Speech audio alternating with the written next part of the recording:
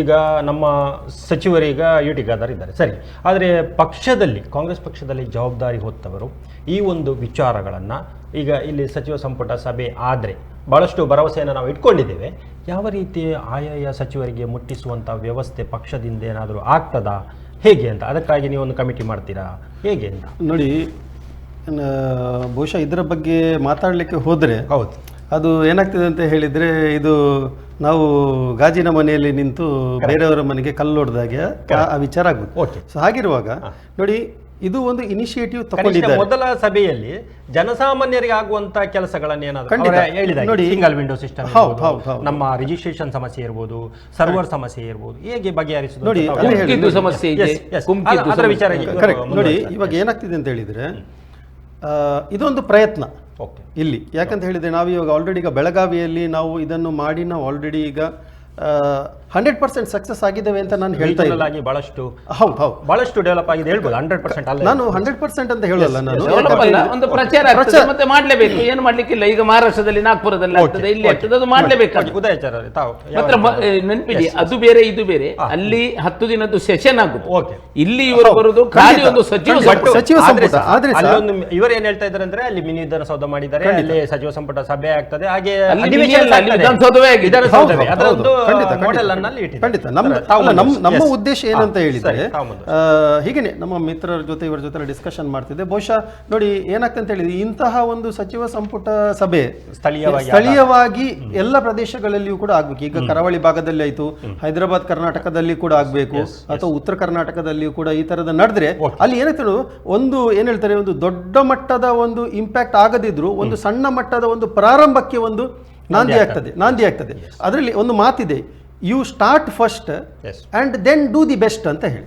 So ಈಗ ಪ್ರಾರಂಭಿಸುವ ಇದನ್ನು, ಈ ವಿಚಾರವನ್ನು. ಮತ್ತೆ ಮುಂದಿನ ದಿನಗಳಲ್ಲಿ ಹೇಗಾಗ್ತದೆ ಅಂತ ಹೇಳಿದ್ರೆ, ಈಗ ಇದು ರಾಜ್ಯದಲ್ಲಿ ಈಗ 5 ಶಕ್ತಿ ಕೇಂದ್ರಗಳಾಗಿ ಒಂದೊಂದು ಪ್ರದೇಶಗಳನ್ನು ಈಗ ವಿಂಗಡಣೆ ಮಾಡಿದ್ದಾರೆ.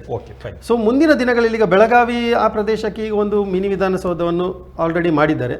ಮುಂದಿನ ದಿನಗಳಲ್ಲಿ ಈ ಅಧಿವೇಶನಗಳು ಅಲ್ಲಿ ಮಾತ್ರ ಅಲ್ಲ, ಬೇರೆ ಪ್ರದೇಶಗಳಲ್ಲಿಯೂ ಕೂಡ ಆಗುವಾಗೆ, ಮಂಗಳೂರಲ್ಲಿಯೂ ಕೂಡ ಯಾಕೆ ಆಗಬಾರ್ದು ಮುಂದಿನ ದಿನಗಳಲ್ಲಿ.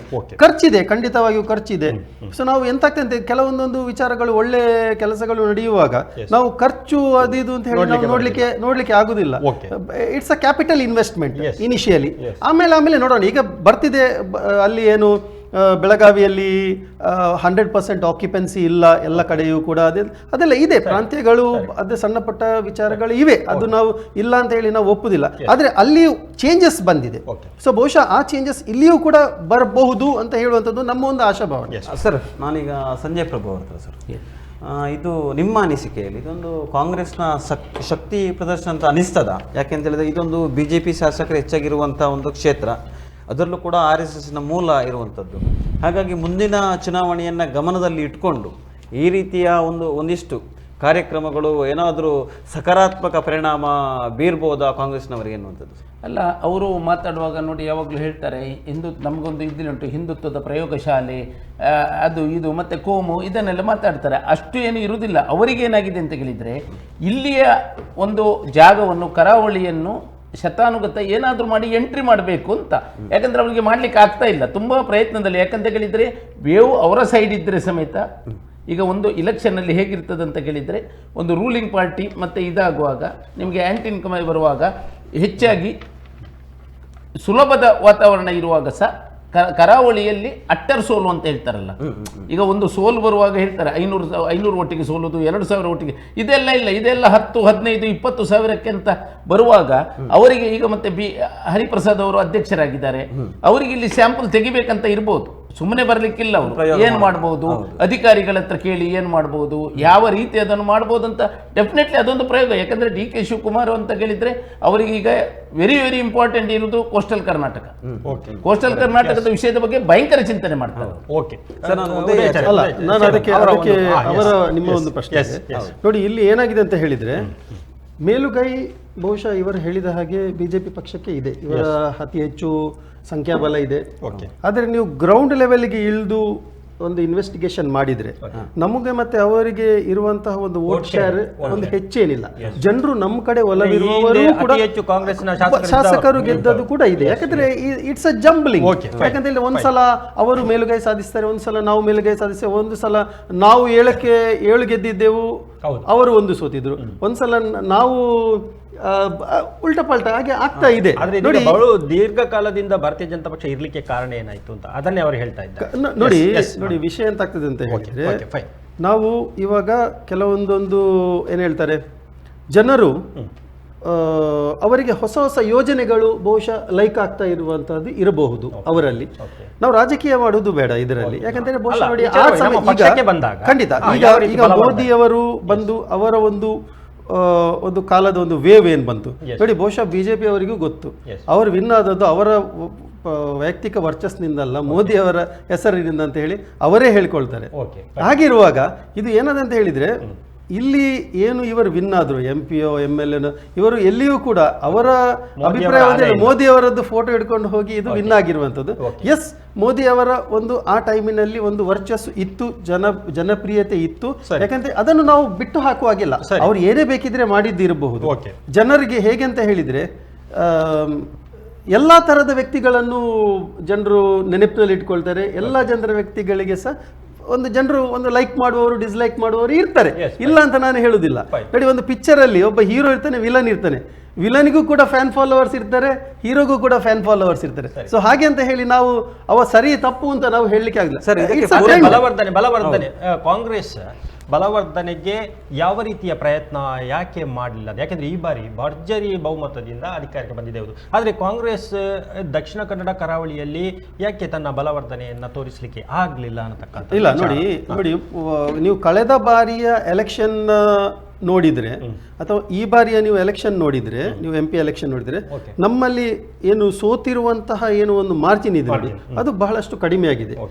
ನಮಗೆ ನಾವು ಈ ಬಾರಿ ನಮಗೊಂದು ವಿನ್ ಆಗಬಹುದು ಅಂತ ಹೇಳಿ ಒಂದು ಉತ್ತಮವಾದಂತ ಕ್ಯಾಂಡಿಡೇಟ್ ಅನ್ನು ಕೂಡ ಹಾಕಿದ್ದೇವೆ. ಬಟ್ ಜನರು ಒಪ್ಕೊಳ್ಳಿಲ್ಲ, ಆಗ್ಲಿಲ್ಲ. ಏನೋ ಒಂದು ಬೇರೆ ಬೇರೆ ಮ್ಯಾಟರ್ಸ್ ಗಳು ಇರಬಹುದು ಅದರಲ್ಲಿ. ಸರ್, ಈಗ DKC ಅವರು ಹೇಳ್ತಾ ಇದ್ರು ಮಂಗಳೂರು ಎನ್ನುವಂಥದ್ದು ರಾತ್ರಿ 8 ಗಂಟೆಗೆ ಶಬ್ದ ಆಗ್ತದೆ. ಖಂಡಿತ ಹಾಗೆ ಹೀಗೆ ಒಂದು ಕ್ಯಾಬಿನೆಟ್ ಸಭೆ ಒಂದು ಮಾಡುವ ಮುಖಾಂತರ ಏನಾದ್ರು ಎಚ್ಚರಿಸುವಂತಹ ಒಂದು ಪ್ರಯತ್ನ, ಕರಾವಳಿಗರನ್ನು ಎಚ್ಚರಿಸುವಂತಹ ಬೇರೆ ಬೇರೆ ಕ್ಷೇತ್ರಗಳಲ್ಲಿ ಇಲ್ಲ. ಈಗ ಏನ್ ಗೊತ್ತಾ, DK ಅವರು ಬಂದು ಈಗ ಒಂದು ನಮ್ಮ ಜಿಲ್ಲೆಗೆ ಒಂದು ಮೇಜರ್ ಸರ್ಜರಿ ಆಗಿದೆ. ಓಕೆ, ಇದಕ್ಕಿಂತ ಮುಂಚೆ ಯಾವಾಗ ನೋಡಿದ್ರು ಕೂಡ ಈ ಕೋಮು, ಆ ಗಲಾಟೆ, ಹಿಂದೂ ಮುಸ್ಲಿಂ ಗಲಾಟೆ, ಇಂಥದೇ ವಿಚಾರಗಳು ನಡೀತಾ ಇತ್ತು. ಅದಾದ ಮೇಲೆ ನಮ್ಮ ಜಿಲ್ಲೆಗೆ ಒಂದು ಮೇಜರ್ ಸರ್ಜರಿ ಮಾಡಿದ್ದು ಸಿದ್ದರಾಮಯ್ಯ ಸಾಹೇಬರು. ಒಂದು ಒಳ್ಳೆ ದಕ್ಷ ಅಧಿಕಾರಿಯನ್ನು ತಂದು ಹಾಕಿದ್ರು. ಅವರು ಸಾಧಾರಣ ಮಟ್ಟಿಗೆ, ಸಾಧಾರಣ ಅಲ್ಲ ಸಂಪೂರ್ಣ ಮಟ್ಟಿಗೆ ಒಂದು ಇದನ್ನು ಒಂದು ಹತೋಟಿಗೆ ತರುವಲ್ಲಿ ಒಂದು ಏನ್ ಹೇಳ್ತಾರೆ ಒಂದು ಯಶಸ್ವಿ ಆದರು ಹತೋಟಿಗೆ ತರುವಲ್ಲಿ. ಸೊ ಇವಾಗ ಏನಾಗಿದೆ ಅಂತ ಹೇಳಿದ್ರೆ, ಈ ಸರ್ಜರಿ ಆದ ಮೇಲೆ ಈಗ ಸ್ವಲ್ಪ ಸಮಯ ಒಂದು ICU ಅಲ್ಲಿ ಹಾಕಿಡ್ತಾರೆ.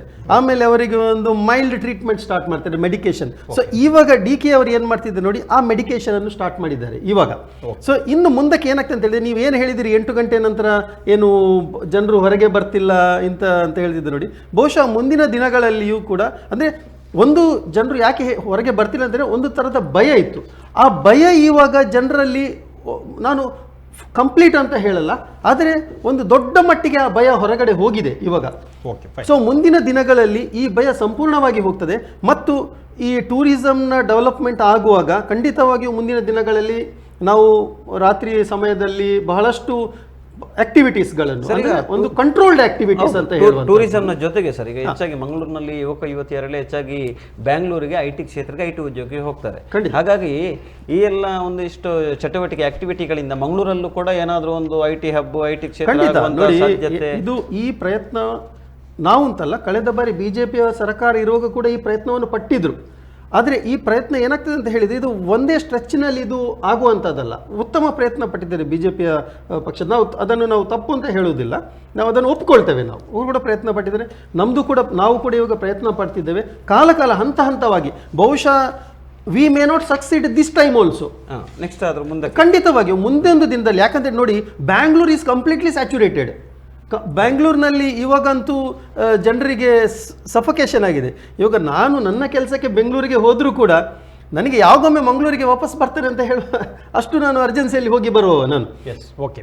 So ಹಾಗಿರುವಾಗ ಮುಂದಿನ ದಿನಗಳಲ್ಲಿ ಹೇಗಂತ ಹೇಳಿದ್ರೆ ಸರ್, ಬೆಂಗಳೂರು ಬಿಟ್ಟು ಬೇರೆ ಯಾವುದಾದ್ರೂ ಒಂದು ಹಬ್ ಅಂತ ನೋಡ್ತಾ ಇದ್ರೆ, ಈಗ ಮೈಸೂರು ಕೂಡ ಇದೆ, ಹುಬ್ಳಿ ಕೂಡ ಇದೆ, ಸೊ ಮಂಗಳೂರು ಕೂಡ ಇದೆ. ಸೊ ಮೈಸೂರು ಹುಬ್ಳಿ ಆ ಕಡೆ ಎಲ್ಲ ಸ್ವಲ್ಪ ಫೋಕಸ್ ಕಾನ್ಸಂಟ್ರೇಷನ್ ಆಗ್ತಾ ಇದೆ ಆ ಕಡೆ. ಸೊ ಮಂಗಳೂರಿಗೆ ಮಾಡಿದ್ರೆ one of the best deal ಅಂತ ಹೇಳುದು. ಯಾಕಂದ್ರೆ ನಮ್ದು ಇಲ್ಲಿ ಪ್ರದೇಶದಲ್ಲಿ ಅವರ ಸಂಜಯ್ ಪ್ರಭು ಅವರೇ, ಉದಯಾಚಾರ್ಯ ಹೇಳಿದ್ರು ಬಹಳಷ್ಟು ಅಭಿವೃದ್ಧಿಗೆ ಇಲ್ಲಿ ಅವಕಾಶಗಳು ಇದೆ ಅನ್ನತಕ್ಕಂಥದ್ದು. ಆದರೆ ಕಳೆದ ನಾವು ಏನು ಸಿದ್ದರಾಮಯ್ಯ ಸರ್ಕಾರದ ಅವಧಿಯಲ್ಲಿ ಇರಬಹುದು, ಈಗ ಪ್ರಸ್ತುತ ಸರ್ಕಾರ ಇರ್ಬೋದು, ಆಡಳಿತಗಳನ್ನು ನಡೆಸುವ ಸಂದರ್ಭದಲ್ಲಿ ಈ ಒಂದು ಯಾವುದೇ ಅಧಿವೇಶನ ಆಗಲಿ ಭಾರತೀಯ ಜನತಾ ಪಕ್ಷದವರು ನಮಗೆ ಅನುದಾನ ಬರ್ತಾ ಇಲ್ಲ, ಅಭಿವೃದ್ಧಿಗೆ ಸಿಗ್ತಾ ಇಲ್ಲ ಅಂತಕ್ಕಂಥ ಮಾತನ್ನ ಹೇಳ್ತಾ ಇರುವಂಥದ್ದು, ಆರೋಪ ಮಾಡುವಂಥದ್ದು ನಾವು ಕಂಡಿದ್ದೇವೆ. ಹಾಗಾಗಿ ಈಗ ಇಲ್ಲಿ ಕ್ಯಾಬಿನೆಟ್ ಆಗಲಿ ಮತ್ತೆ ಒಂದು ಅಭಿವೃದ್ಧಿಯ ವಿಚಾರಕ್ಕೆ ಬಂದಾಗ ಈ ಎಲ್ಲ ನಿರೀಕ್ಷೆಗಳು ನೆರವೇರಬಹುದಾ, ಅಥವಾ ಆರ್ಥಿಕ ಕೊರತೆ ಇದೆಯಾ, ಸಂಪನ್ಮೂಲದ ಕೊರತೆ ಇದೆಯಾ, ಪಕ್ಷ ಯಾವ ರೀತಿ ನಿರ್ಧಾರವನ್ನು ಮಾಡ್ತಾ ಇದೆ? ನೋಡಿ, ಎರಡುಂಟು. ಅವರು ಡೆಫಿನೆಟ್ಲಿ ಭಾರತೀಯ ಜನತಾ ಪಾರ್ಟಿ ಹೈಯೆಸ್ಟ್ ಶಾಸಕರು ಇಲ್ಲಿದ್ದಾರೆ, 3 MP ಗಳಿದ್ದಾರೆ. ಇಲ್ಲಿ ಇರುವುದು ಸಮಸ್ಯೆ ಏನಂತ ಕೇಳಿದ್ರೆ, ಅವರು ಪಂಚ ಗ್ಯಾರಂಟಿಗೆ ಕೈ ಹಾಕಿದ ಮೇಲೆ ಅವರಿಗೆ ಒಂದು ದುಡ್ಡಿದ್ದು ಕೊರತೆ ಉಂಟೆ. ನೀವು ಏನೇ ಬೇಕಾದ್ರೆ ಜನರಿಗೆ ಕೊಟ್ಟದ್ದು ಒಳ್ಳೇದು ಕೆಟ್ಟದ್ದು ನಾನು ಹೇಳುದಿಲ್ಲ. ಯಾಕಂದ್ರೆ ಕೆಲವರು ಮೀನು ಹಿಡಿಲಿಕ್ಕೆ ಕಲಿಸಬೇಕು ಹೇಳ್ತಾರೆ, ಕೆಲವರು ಮೀನು ತಂದು ಕೊಡ್ತೇನೆ ಹೇಳ್ತಾರೆ, ಅದು ಅವರವರ ಸರ್ಕಾರಕ್ಕೆ ಬಿಟ್ಟ ವಿಷಯ. ಇಲ್ಲಿ ಇರುವುದು ಪರಿಸ್ಥಿತಿ ಏನಂತ ಕೇಳಿದ್ರೆ, ಅದು ದುಡ್ಡು ಒಂದು ಇಷ್ಟು ಅಂತ ಹೋಯ್ತಲ್ಲ, ಅದರ ನಂತರ ಅವರು ಎಲ್ಲಿವರೆಗೆ ಅವರ ಪರಿಸ್ಥಿತಿ ಅಂತ ಕೇಳಿದ್ರೆ, ನಮ್ಮ ಸರ್ಕಾರ ಇರುವಾಗ 5 ಲಕ್ಷ ರೂಪಾಯಿ ನಮ್ಮ ಮನೆ ಹಾನಿಯಾದ್ರೆ ನಾವು ಕೊಡ್ತಾ ಇದ್ದೆವು. ಇವರು ಸರ್ಕಾರ ಬಂದ ಮೇಲೆ 1,20,000 ಕೊಡ್ಲಿಕ್ಕೆ ಶುರು ಮಾಡಿದ್ರು. ಅರ್ಧ ಮಳೆ ಎಲ್ಲಿ ಆದ್ರೆ ಹಾನಿ ಎಲ್ಲ ಆದ್ರೆ ನಾವು 2 ಲಕ್ಷ ರೂಪಾಯಿ ಕೊಟ್ಟಾಗ ಇವರು 50,000ಕ್ಕೆ ಬಂದ್ರು. ಮನೆ ಒಳಗೆ ನೀರು ನುಗ್ಗಿದ್ರೆ ನಾವೊಂದು 10,000 ರೂಪಾಯಿ ಎಲ್ಲ ಕೊಡ್ತಿದ್ದೆವು, ಅವ್ರು ಕೊಡದೆ ಕೈದು ಮಾಡಿದ್ರು. ಅಂದ್ರೆ ಅವರ ಹತ್ರ ಏನಂತ ಕೇಳಿದ್ರೆ ಅಲ್ಲಿ ದುಡ್ಡಿಲ್ಲ. ನಾನೇನು ಕೊಡಬಾರ್ದು ಅಂತ ಇಲ್ಲ, ಎಲ್ಲ ಮನೆ ಜಾತ್ರೆ, ಯಾರದ್ದು ದುಡ್ಡು ಯಾರಿಗೆ ಕೊಡ್ಬೋದು ಇದೆಲ್ಲದು ಅಲ್ಲಿ ಇಲ್ಲ. ಈಗ ನೀವು ಕೆಲಸದವರಿಗೆ ಸಂಬಳ ಕೊಡ್ಲಿಕ್ಕೆ ಇಲ್ಲದಿದ್ರೆ, ಈಗ ನೋಡಿ ಇವರು ಗೃಹ ಜ್ಯೋತಿ ಅಂತ ಹೇಳ್ತಾರೆ, ಈಗ ಅದನ್ನೊಂದು ಇದು ಮಾಡ್ತಾರೆ. ಯಾರು ಇನ್ಕಮ್ ಟ್ಯಾಕ್ಸ್ ಕಟ್ತಾ ಇದ್ದಾರಲ್ಲ ಲಕ್ಷ್ಮೀನಾರಾಯಣ, ಒಂದು ದೊಡ್ಡ ಇನ್ಕಮ್ ಟ್ಯಾಕ್ಸ್ ಕಟ್ಟಿದವನಿಗೆ ಸಮೇತ ಅವನಿಗೆ ಗೃಹ ಜ್ಯೋತಿಯಿಂದ ಏನು ಆಗ್ಬೇಕಂತ ಇಲ್ಲ, ಆದ್ರೆ ಸರ್ಕಾರ ಕೊಡ್ತದೆ ನಾವು ತಗೊಳ್ಳುದು ಅಂತ. ಯಾಕಂದ್ರೆ ಇವರು ಕೂತ್ಕೊಂಡಾಗ ಹೇಳಿದ್ರು ಕಾಕನಿಗುಂಟು ಬೋಕನಿಗುಂಟು ಎಲ್ರಿಗುಂಟು ಅಂತ ಹೇಳಿದ್ರು. ಅದ್ರ ಮೇಲೆ ಅಪ್ಲೈ ಮಾಡಿದವರದ್ದು ತಪ್ಪೇನಲ್ಲ ಅಲ್ಲ. ಪರಿಸ್ಥಿತಿ ಅಂತ ಗೊತ್ತುಂಟಾ? ಈಗ DK ಶಿವಕುಮಾರ್ ಹೇಳ್ತಾ ಇದ್ದಾರೆ ನಾವು ಎಲ್ಲ ಸರಿ ಮಾಡಬೇಕು, ಯಾಕಂದ್ರೆ ಅವರಿಗೆ ಆಲೋಚನೆ ಆಗ್ತದೆ. ಅದರ ಅರ್ಥ ಏನಂದ್ರೆ ಸಿದ್ದರಾಮಯ್ಯನ ಕಾಲದಲ್ಲಿ ಸರಿ ಇರ್ಲಿಲ್ಲ ಏನೋ ನಮ್ಗೆ ಗೊತ್ತಿಲ್ಲ ಅದು. ಈಗ ನೀವು ಈಗ ಸರಿ ಮಾಡಬೇಕು ಅಂತ ಕೇಳಿದ್ರೆ ಆಗ ಸರಿ ಇಲ್ಲ ಅಂತಲೇ ಅರ್ಥ.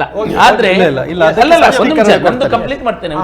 ಈಗ ನಾನೇನು ಹೇಳುದಂತ ಕೇಳಿದ್ರೆ, ಇವರಿಗೆ ಫಂಡ್ ಇಲ್ಲದೆ ನೀವು ಏನೇ ವೇಷ ಆಗಿ ಏನೇ ಎಂತ ಬೇಕಾದ್ರೂ ಸಹ ಮಾಡಿ. ಈಗ ಒಂದು ನಾನು ಇವರ ಹತ್ರ ಹೇಳ್ತೇನೆ, ಈ ಮಳೆಗಾಲದಲ್ಲೆಲ್ಲ ಹಾನಿಯಾದಗಳದ್ದು ಎಷ್ಟೋ ಅಪ್ಲಿಕೇಶನ್ ಉಂಟು. ನಾನು ಉದಯಚಾರ್ಯ ಹತ್ರ ಸಹ ಪಕ್ಷಭೇದ ಮರೆತು ಹೇಳ್ತೇನೆ, ಅವರಿಗೆ ಕೊಡುವುದನ್ನೊಂದು ಬೇಗ ಕೊಡಿ.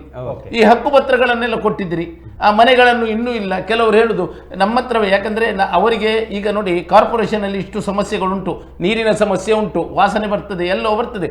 ಜನರಿಗೆ ಗೊತ್ತಿಲ್ಲ ಕಾರ್ಪೊರೇಷನ್ ಆಡಳಿತ ಮುಗ್ದಿದೆ ಭಾರತೀಯ ಜನತಾ ಪಾರ್ಟಿಯಿಂದ ಅಂತ ಗೊತ್ತಿಲ್ಲ. ಅಂದ್ರೆ ಅವರಿಗೆ ಅದು ಬೇಡ, ಅವರಿಗೆ ಸೊಲ್ಯೂಷನ್ ಬೇಕಾಗ್ತದೆ. ಈಗ ನೋಡಿ ಈ ಸಾರಿ ಎಷ್ಟು ಸಮಸ್ಯೆ ಉಂಟಂತ ಕೇಳಿದ್ರೆ, ಆರೋಗ್ಯ ಸಚಿವರಾಗಿ ಖಾದರ್ ಅವರು ಅಲ್ಲಿ ಅನ್ಲಾಕಿಗೆ ಹೋಗ್ತಾರೆ, ಇನ್ನೊಂದು ಆಸ್ಪತ್ರೆಗೆ ಹೋಗ್ತಾರೆ. ನಾನೊಂದು ಹೇಳ್ತೇನೆ, ಹೋಗುದು ದೊಡ್ಡದಲ್ಲ ಇವರೇ, ಅಲ್ಲಿ ಸಮಸ್ಯೆ ಇರುವುದೇನಂತ ಕೇಳಿದ್ರೆ 10 ಜನ ಅಪಾಯಿಂಟ್ಮೆಂಟ್ ಆಗಿರ್ಬೇಕಾದಲ್ಲಿ 2 ಇರುದು. ನೀವು ಹೋದಾಗ ಅಲ್ಲಿ ನೆಲದಲ್ಲಿ ಮಲಗುತ್ತಾರೆ, ಇದು ಮಲಗುತ್ತಾರೆ, ನಿಮ್ಗೆ ಪೇಪರಿಗೆ ಮತ್ತೆ ಮೀಡಿಯಾಕ್ಕೆ ಗೊತ್ತಿರಬಹುದು. ನೀವು ಜನವೇ ಕೊಡದಿದ್ರೆ ಆ ಜನ ಮತ್ತೆ ಯಾರು ಪಾಪ 2 ದಿನ ಕೆಲಸ ಜನ ಮಾಡ್ತಾ ಇದ್ದಾರಲ್ಲ ಅವರಿಗೆ ಬೈದು ಹೋಗುದು. ಓಕೆ, ಸಂಜಯ್ ಪ್ರಭು ಅವರೇ, ಇದೇ ವಿಚಾರವಾಗಿ ನಾವು ಇವರ ಉದಯಾಚಾರ್ಯ ಹತ್ರ ನೋಡಿ, ಈಗ 3 ವರ್ಷ ಗ್ಯಾರಂಟಿಗಳು ಯಾವುದೇ ಪಕ್ಷಾತೀತವಾಗಿ ಎಲ್ಲರೂ ಪಡ್ಕೊಂಡಿದ್ದಾರೆ, ಎಲ್ಲರೂ ಅದನ್ನು ತಗೊಳ್ಳುವಾಗ ಖುಷಿಯಾಗಿದ್ರು. ಈಗ ಅನುದಾನದ ವಿಚಾರ ಬರುವಾಗ ಏನು ಭಾರತೀಯ ಜನತಾ ಪಕ್ಷದಿಂದ ತೀವ್ರ ತರಾಟೆ ಬರ್ತಾ ಇದೆ. ಇದನ್ನು ತಾವು ಯಾವ ರೀತಿ ನೋಡ್ತೀರಿ? ನೋಡಿ, ಈಗ ಅವರು ಹೇಳಿದ್ರು ಯಾರು ಇನ್ಕಮ್ ಟ್ಯಾಕ್ಸ್, ಈಗ ಒಂದು ಕ್ಲಾರಿಟಿ, ಗೃಹ ಜ್ಯೋತಿ ಕೊಡೋದಕ್ಕೆ ಸಹ ಒಂದು ಸೀಲಿಂಗ್ ಇದೆ, ಅದು ಮೀರಿದ್ರೆ ಯಾರಿಗೂ ಸಿಗೋದಿಲ್ಲ. ಮತ್ತೆ ಗೃಹಲಕ್ಷ್ಮಿ ಇದ್ದು ಸಹ ಇನ್ಕಮ್ ಟ್ಯಾಕ್ಸ್ ಕಟ್ಟುವವರಿಗೆ ಸಿಗ್ತಾ ಇಲ್ಲ. ನೋಡಿ, ನಾವು 3 ವರ್ಷದಿಂದ ಕೊಡ್ತಾ ಇದ್ದೇವೆ. ನಮಗೆ ಕಳೆದ ಅಂದ್ರೆ ಫಸ್ಟ್ಗೆ ನಾವು ಎನ್ರೋಲ್ ಮಾಡುವಾಗ ನಾವೆಲ್ಲವನ್ನು ಪ್ರಾಪರ್ ಆಗಿ ನೋಡಿದ್ದೇವೆ ನಾವು. ಓಕೆ. ಅದಾದ ಮೇಲೆ ಗ್ರಾಜುವಲಿ ಏನಾಗ್ತದೆ ಅಂತ ಹೇಳಿದ್ರೆ ಅಪ್ಡೇಟ್ ಆಗ್ತಾ ಹೋಗುವಾಗ ಕೆಲವರಿಗೆ ಗೊತ್ತಾಗುದಿಲ್ಲ, ನಮ್ಗೆ ಗೊತ್ತಾಯ್ತಲ್ಲ ಇಷ್ಟೆಲ್ಲ ನಡೆಯುವಾಗ ನಮ್ಗೆ ಗೊತ್ತಾಗುದಿಲ್ಲ. ಸೊ ಇವಾಗ ಏನ್ ಮಾಡ್ತಿದ್ದೇವೆ ಅಂತಂದ್ರೆ ಅದನ್ನ ಈಗ ಪುನಃ ನಾವು ರಿವೈಸ್ ಮಾಡ್ತಿದ್ದೇವೆ ಅಷ್ಟೇ. ಮತ್ತೆ ದೊಡ್ಡ ಮಟ್ಟಿಗೆ ಅಪಪ್ರಚಾರಗಳನ್ನು ಹಬ್ಬಿಸ್ಲಾಯ್ತು, ಅದು ನಿಲ್ಲಿಸ್ತಾರಂತೆ, ದುಡ್ಡಿಲ್ಲಂತೆ, ಯಾರಿಗೆ ಎಂತ ಸಹ ನಿಲ್ಲಿಸುದಿಲ್ಲ. ಇಷ್ಟವರೆಗೆ we are giving it successfully and will continue also. ಅದನ್ನ ಎಲ್ಲಿಯೂ ಕೂಡ ನಾವು ನಿಲ್ಲಿಸ್ತಾ ಇಲ್ಲ. ಮತ್ತೆ ಇವಾಗ ನಾವು ಏನ್ ಮಾಡ್ತಿದ್ದೇವೆ ಅಂತ ಹೇಳಿದ್ರೆ, ಇವಾಗ ಹೇಗೆ SIR ಏನು ಆಗ್ತಿದೆಯೋ, ಸಿಸ್ಟಮ್ಯಾಟಿಕ್ ಇಂಟೆನ್ಸಿವ್ ರಿವಿಷನ್ ಏನು ನಡೀತಿದೆಯೋ, ಅದೇ ರೀತಿಯಾಗಿ ನಾವು ಇದನ್ನು ಕೂಡ ನಾವು ಇಂಟೆನ್ಸಿವ್ ರಿವಿಷನ್ ಮಾಡ್ತಾ ಇದ್ದೇವೆ. ಯಾಕಂತ ಹೇಳಿದ್ರೆ ನಮ್ಗೆ ಹಲವಾರು ಕೇಸಸ್ಗಳು ಸಿಕ್ಕಿ ಬಿದ್ದಿವೆ. ಅವರು ಇನ್ಕಮ್ ಟ್ಯಾಕ್ಸ್ ಪೇಯರ್, ಅವರು ತಗೊಳ್ತಾ ಇದ್ದಾರೆ, ಅಂದ್ರೆ ತಗೊಳ್ಳ. ಮತ್ತೆ ಇನ್ನೊಂದು ಏನಂತ ಹೇಳಿದ್ರೆ ಅಲ್ಲಿ ಕೆಲವು ಡೆತ್ ಆಗಿದೆ, ಮರಣ ಆಗಿದೆ, ಅವರ ಅಕೌಂಟ್ಗೆ ದುಡ್ಡು ಬರ್ತಾ ಇದೆ, ನಮ್ಗೆ ಅಪ್ಡೇಟ್ ಮಾಡಿಲ್ಲ ಅವರು. ಸೊ ಇಂಥದ್ದನ್ನೆಲ್ಲ ಇವಾಗ ನಾವು ಚೆಕ್ ಮಾಡ್ತಿದ್ದೇವೆ. ಸೊ ಬಹುಶಃ ಒಂದು ಏನು SIR ಈಗ ಏನು ಆಗ್ತಿದೆಯೋ, ಸೊ ಅದರ ಒಟ್ಟಿಗೆನೆ ಈಗ ಇದನ್ನು ಕೂಡ ನಾವು ಏನು ರಿವಿಷನ್ ನಾವು ಮಾಡ್ತಿದ್ದೇವೆ. ಅದರಲ್ಲಿ ಈಗ ಯಾರ್ದೆಲ್ಲ ಹೆಸರು ಕಟ್ ಆಗ್ತದ, ಇದರಲ್ಲಿ ಕೂಡ ಅವರದ್ದು ತಪ್ಪಿ ಹೋಗ್ತದೆ. ಅರ್ಹ ಫಲಾನುಭವಿಗಳು ಖಂಡಿತ ಅರ್ಹ ಫಲಾನುಭವಿಗಳಿಗೆ ಮಾತ್ರ ಸಿಗಲಿ.